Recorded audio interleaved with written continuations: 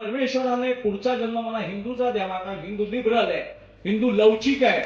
हिंदू शालीन आहे, हिंदू कुलीन आहे, हिंदू जगात कधीच कुणाचं अतिक्रमण करत नाही, कुणाचं धर्मांतरण करत नाही, ज्याला जिथे देव दिसेल तिथे पूजा करायची त्याला अधिकार आहे. असंच केलं पाहिजे, नाही तर तुला मारून टाकू, असं नाही केलं तर तुला कापून टाकू, याची बायको आणि रखेल करा, लहान मुलीशी लग्न 70 वर्षाचा मौलाना करतोय, असं पाप हिंदूंमध्ये होत नाही.